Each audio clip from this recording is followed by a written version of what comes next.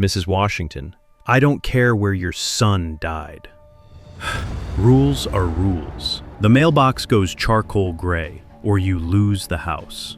He tells a mother to her face that he doesn't care where her son died. The HOA president, a commercial real estate broker who has never served a day in his life, is fining a 67-year-old Gold Star mother $50 a day for painting her mailbox gold to honor her son killed in Afghanistan. She painted the mailbox with her son's paintbrush from 10th grade art class. He compared it against the approved color code, charcoal gray, number 4B4B4B, $1,400 in 28 days, then a lien on her house, then the word foreclosure, over a mailbox color. He doesn't know she has a brother-in-law, former Navy SEAL, and a VFW chapter president who's been waiting for exactly this kind of fight. And he doesn't know that 60 veterans are about to walk into his next board meeting in dress uniform. Hey everyone, a retired Marine I follow posted one sentence at midnight. They came for a Gold Star mailbox. No link, no context, just that. By morning, 14,000 people had shared it. A Gold Star widow in Texas commented, "This is my mailbox too. They find me in 2016. 3 other Gold Star families posted photos of their own gold mailboxes with the same message, still standing. A father in Ohio wrote, "My son was KIA in Iraq. If anyone touches his mailbox, I will sit on the curb and not move until they arrest me." This isn't one woman's story. It's every Gold Star mother's. How does an HOA president threaten to take a Gold Star mother's home over the color of a mailbox? $1,400 in fines on a 67-year-old retired ER nurse's pension for painting a mailbox gold to honor a son killed in Afghanistan. And what happens when 60 veterans hear what Keith Langford said about a fallen soldier and show up to his board meeting in full dress uniform? If you've ever been told that rules matter more than people, follow this channel, because what happens in that meeting will make you stand up in your chair. Marcus Washington Jr., United States Army. He joins at 18, the morning after graduation. Doesn't tell his mother first. She finds out when she sees the recruiter's card on his desk. She sits with it for an hour, then drives to the strip mall where he's signing papers. "You're sure?" "I'm sure, Mama." She doesn't argue. She drives him home, makes dinner, doesn't mention it again for 3 days. On the 4th day, she writes him a letter, 4 pages, handwritten, the kind of letter you fold and keep in your breast pocket. She gives it to him the morning he leaves for basic. He reads it on the bus, folds it, puts it in his pocket. Marcus is smart, disciplined. He makes specialist in 2 years, sergeant at 24. He's stationed at Fort Drum, deployed to Afghanistan, his 2nd tour. He calls his mother every Sunday, every one. Never misses. The calls are short, 10 minutes, 15 if the connection holds. He always ends the same way.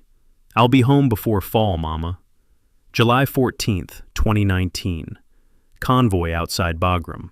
IED detonates under the 2nd vehicle. Marcus is in the passenger seat. He's killed instantly. He's 26. Dot receives the folded flag at Dover Air Force Base. 2 soldiers, white gloves. On behalf of a grateful nation. She holds it like a baby, presses it to her chest, doesn't let go for the entire flight home. Dorothy Dot Washington, 67, African American.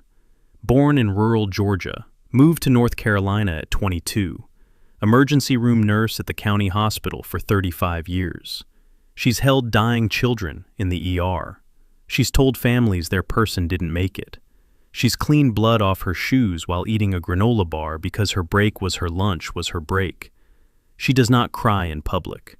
She has a spine like rebar. The only crack is Marcus. She retires in January, her first year without structure, without shifts, without being needed by the ER every 8 hours. The house is quiet, too quiet. Marcus's room is the same as the day he left. Bed made, shoes by the door, backpack half packed. The Gold Star tradition dates back to World War I. A gold star in the window meant a family member had been killed in service. Over the decades, some families began painting their mailboxes gold, a quiet, permanent memorial. Not mandated, not required, just tradition. A way of telling anyone who walks past someone in this house gave everything. On the anniversary of Marcus's death, Dot paints the mailbox. She uses his paintbrush, the one from Mr. Hogan's 10th grade art class. The bristles are stiff with old paint. The gold goes on uneven, thick in spots, thin in others. She stencils the letters, Sergeant M. Washington Jr., forever honored. It takes her 3 hours. She can feel the ridge of each letter through the stencil. Her hands are steady. They've always been steady. She talks to him the whole time. There, now everyone will know you lived here. Keith Langford, a man whose entire personality fits on a business card, and whose empathy is a font size, 48, commercial real estate broker, $2 million portfolio across 3 counties, wears Patagonia vests to HOA meetings. Keith's response when someone mentions the military: I have tremendous respect for our service members. He says it like reading a teleprompter. He's been HOA president for 2 years. Nobody challenged him. The last president stepped down after back surgery, and nobody else wanted the binder. 6 months earlier, Mr. Davis, black, veteran, 3 years in the neighborhood, asks a question at a board meeting about the lien process. Keith adjusts his chair, looks at Davis without blinking, and says, Mr. Davis, if you'd reviewed your CC and RS before purchasing, which I recommend to all homeowners, you'd already know the answer. He turns to board member Carla. Can we move to the next item? 2 board members chuckle. Mr. Davis never attends another meeting. Keith drives past Dot's house on a Tuesday, slows his Tesla, takes a photo of the mailbox, zooms in on the gold paint, sends a text to the board group chat. The mailbox at 2847 is gold. Still gold. Adding another 50. Escalation. Day 1. Violation notice. Mailbox at 2847 Sycamore. Lane is painted in a non-approved color. Approved exterior color charcoal gray. Number 4, B4B, 4B. You have 14 days to repaint. Day 15. Fines begin. $50 per day. Day 22. Keith calls Dot. Mrs. Washington, I understand your loss. Truly I do. He pauses, the kind of pause that's supposed to sound thoughtful. But rules apply to everyone equally. The approved color is charcoal gray. I can send you the paint code. Then, your son wouldn't want you breaking regulations. Dot's hand tightens on the phone. She doesn't respond to that. She can't. Not because she has no words, because the words she has would burn a hole through the receiver. Day 28, $1,400. Day 29. Keith files a lien on Dot's property. Certified mail. Official document. $1,400 in accumulated fines, plus $600 in legal and administrative fees. Total, $2,000. Day 35. Board meeting. Keith addresses the room. 14 people, most of them checking their phones. We have a homeowner in extended non-compliance. I want to be transparent. If the lien is not satisfied within 30 days, the board will need to discuss foreclosure proceedings. He doesn't say Dot's name. He doesn't need to. Everyone knows the gold mailbox. One board member, Carla Jenkins, looks up from her phone. She doesn't speak. She takes a note and puts her phone away. Keith has one more line, the one that carries across the room and into the parking lot and through the text messages that follow. If we make exceptions for every sob story, the whole neighborhood falls apart. He calls Marcus Jr.'s death a sob story. Dion Washington, 40, Navy SEAL, 12 years, 4 deployments. Marcus Jr.'s older brother. Honorable discharge 2017, built like a door frame. Quiet the way a loaded weapon is quiet. He has PTSD. He manages it most days. He goes to the VA twice a month. He takes the medication. He runs 5 miles every morning at 5 a.m. no matter what, because stopping means thinking. He visits Dot twice a week, brings groceries, fixes things, sits on her porch and drinks tea he doesn't like because it's what she makes. Dot doesn't tell Dion about the fines. Not for 3 weeks. She handles things alone. She always has. The ER taught her that. When someone is bleeding, you don't call a meeting. You press and hold. Dion finds the stack of violation notices on her kitchen counter. The pink slips, the carbon copies, the 14-day letter, the $50 a day letter, the lien. He reads them one by one, standing at the counter, not sitting. His breathing changes. He gets to Keith's line, the one the neighbor told Dot she overheard on a speakerphone. Your SON wouldn't want you breaking regulations. Dion sets the paper down, flat. Precise, like setting down a detonation charge. Did he really say that? Baby, did he really say that about Marcus? Dot nods. Dion walks out, gets in his truck, drives to Keith's house, parks across the street, engine running. Hands on the steering wheel, knuckles white. He can see Keith's front door, the cream-colored mailbox, the one even Keith didn't bother painting charcoal gray. He gets out, walks halfway up the driveway. Phone rings. Dot. Baby, your brother didn't die for us to end up in jail. Please come home. Dion stops, stands on the concrete, every muscle in his body wired to a circuit that hasn't shut down in 12 years. He looks at the front door, looks at the phone, Dot's name on the screen. He gets back in the truck, drives to Dot's house, sits at the kitchen table. She makes tea. He holds the mug, doesn't drink. He called it a sob story, Mama. I know. Marcus died in that truck so people like him could sell houses. I know, baby. But we're going to beat him their way, not yours. That is the strongest thing anyone says in this entire story. A 67-year-old ER nurse holds back a Navy SEAL with one sentence and a cup of tea. Would you have that discipline? Would you have that faith? Because what comes next proves Dot right. 3 in the morning. Someone spray paints the mailbox. Charcoal gray. Over Marcus Jr.'s name. Over the gold. Over forever honored. Dot walks out at sunrise, stands on the sidewalk. The mailbox is gray, flat, dead. The letters are buried under spray paint, thick, wet, still drying. She stands there for a long time, then goes inside, gets a rag, paint thinner from the garage, kneels on the concrete. No gloves, no kneeling pad. She starts scrubbing. The solvent hits her nostrils, sharp, chemical, the kind of smell that makes your eyes water. She doesn't flinch. Her fingertips turn raw in 10 minutes. The paint thinner burns the skin between her knuckles. She keeps going. Layer by layer, the gray comes off. Letter by letter, Marcus Jr.'s name comes back. M.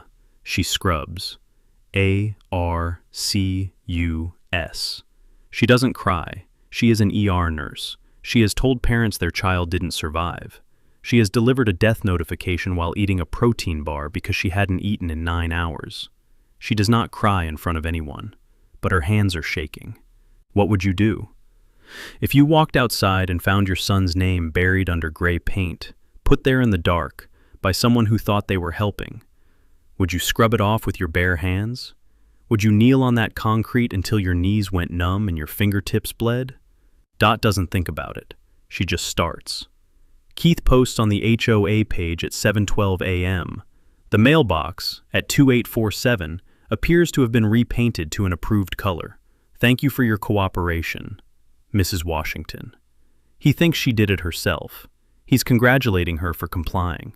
Dion arrives 2 hours later, sees Dot sitting on the porch step, her hands in her lap, raw fingertips, paint under her nails, gray and gold marbled together. He sits next to her, puts his arm around her shoulder, doesn't say anything, doesn't need to. She looks at the mailbox. The gold is back, uneven now, scratched, but the letters are there. My son is home now. She says it quietly, not a statement, a prayer. Dion calls VFW Chapter 2917 the next morning. President Harold Duke Simmons, 73, Korean War veteran, wheelchair, sharp eyes. Duke listens for 4 minutes without interrupting. Then, son, I've been waiting for a fight like this. Bring me everything you have. Attorney David Chen, former JAG officer, now disability and military rights attorney. He takes the case pro bono inside of one phone call, reviews the violation records, files a fair housing complaint within the week. His findings: Keith has issued 8 violation notices against 5 families of color in 2 years, 0 notices against white families, including the Hendersons, whose basketball hoop exceeds the height limit by 4 inches, and the Petersons, whose fence paint hasn't been touched in 3 years. Same CC and Rs, different enforcement. And then Carla Jenkins, board member, the one who took the note during the sob story meeting. She contacts David Chen directly. She has a photo, taken 18 months ago, Keith's own mailbox, not charcoal gray 4B cream. Off-white, not even close. He has been in violation of his own color rule for 2 years, Carla says, and he never issued himself a notice.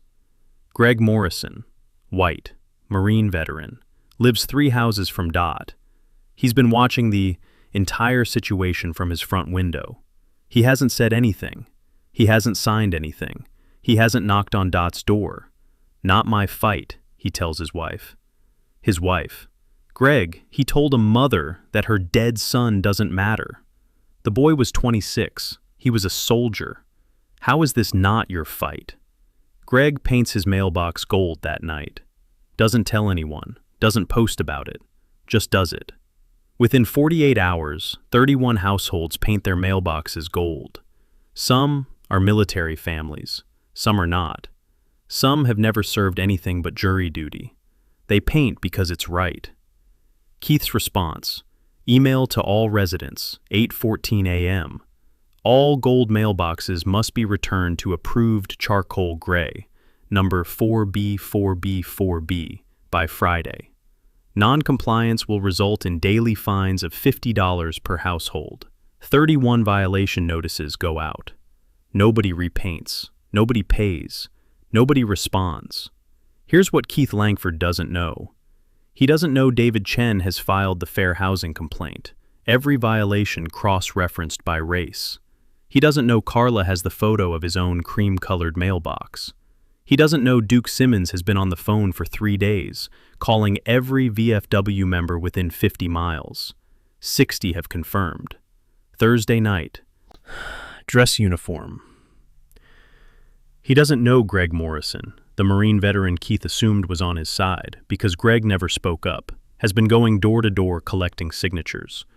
143 signatures out of 147 homes.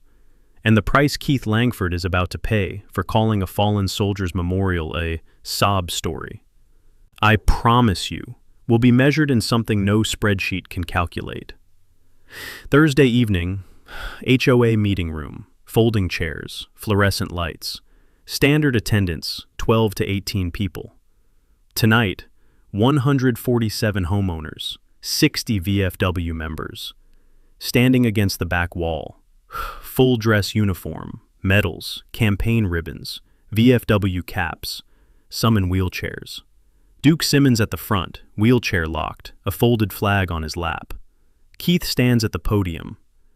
Button-down shirt, no blazer tonight. He surveys the room. His jaw works once. I want to be clear, I have always respected our military families, always. He looks at the back wall, at the 60 men and women in uniform. The CC&Rs exist to protect all homeowners. Consistency is fairness. Smooth. Rehearsed. He's given this speech before. David Chen approaches the front. Thank you, Mr. Langford. I'd like to share some information with the board and the community. Screen 1. Violation records. 8 fines. 5 families of color. 0 fines to white families with identical or worse infractions. Side-by-side, comparison photos. The Hendersons' basketball hoop, 4 inches over limit, no fine. The Petersons' fence, unpainted for 3 years, no fine. Dot's mailbox, painted gold to honor a fallen soldier, $1,400. Screen 2. Carla's photo, Keith's mailbox, cream, Not charcoal gray 4B 4B 4B, dated 18 months ago. Keith's name on the property records. Mr. Langford has been in violation of his own color rule for over 2 years. He issued 0 notices to himself. Screen 3. Gold Star Memorial Protections. State, Statute, Federal Recommendations. Fair Housing Act, Section 3604. A DA complaint filed for board meeting accessibility. Every fine issued against Mrs. Washington is legally insupportable. The selective enforcement pattern constitutes discrimination under the Fair Housing Act. Keith's mouth opens, closes. He grips the podium. Duke rolls his wheelchair forward. He sets the folded flag on the table in front of Keith. Doesn't say a word. Just sets it down and backs up. Keith looks at it, looks at Duke, looks at the 60 uniforms against the wall. Dot walks to the podium. Dion pushes her chair. She takes it, then waves him off. She stands on her own, both hands on the podium edge. In her right hand, Marcus Jr.'s paintbrush, the one from 10th grade art class, bristles stiff. My son was 26. He joined the Army at 18 because he wanted to serve his country and pay for college. He spent 2 Christmases in Afghanistan. He called me every Sunday, every one. Her voice is quiet, steady, the voice of a woman who has told families their person didn't make it, and now she's the family. The last call, he said, "Mama, I'll be home before fall." She pauses. He wasn't. I painted that mailbox gold because that's what Gold Star families have done since 1917. I used his paintbrush, the one from Mr. Hogan's art class. 10th grade. It took me 3 hours. I talked to him the whole time. She holds the paintbrush up. The room can see the old acrylic on the bristles, gold and green and blue from high school art. Mr. Langford said my son's sacrifice doesn't change the color chart. Silence, complete. But my son's sacrifice changed everything, including the flag that hangs in this room. She points, behind Keith's head, on the wall. The American flag, the one that's been there the whole time. My son is home now. The final meaning. Not in the ground, not in the flag case. He's in the gold mailbox. In the 31 copies lining the street. In this room. In this moment. He's home. 60 veterans stand. Not clapping. Not cheering. Standing.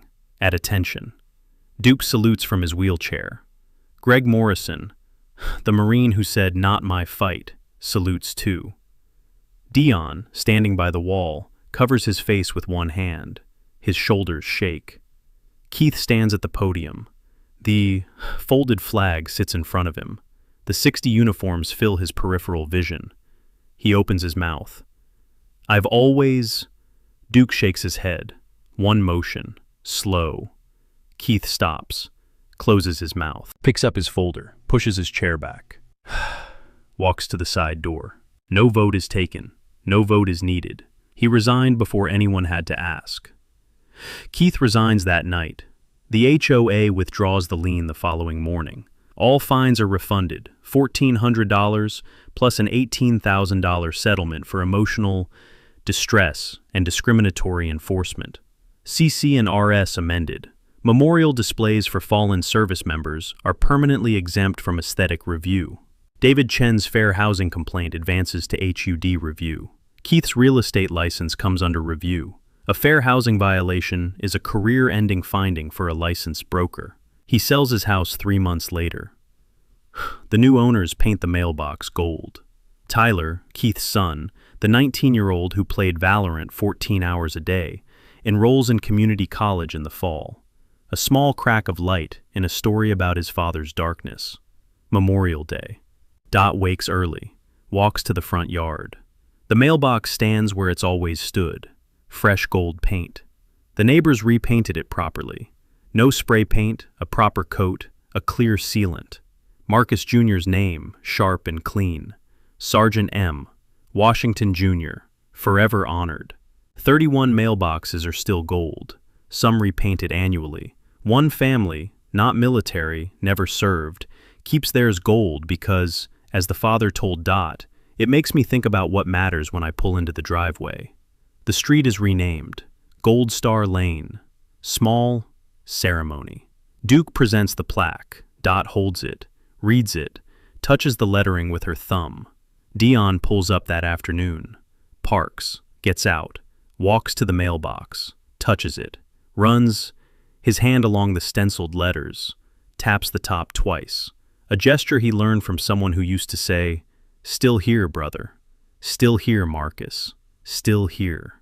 Dot watches from the porch. Her hands are healed now. The paint under her nails is gone. She's wearing a gold star pin on her collar, the one the VFW gave her after the meeting. She looks at the mailbox, at the gold catching the morning light, at the 31 matching boxes lining the street. My son is home now. She says it one more time, the same 5 words. But they mean something different now. The first time, it was grief.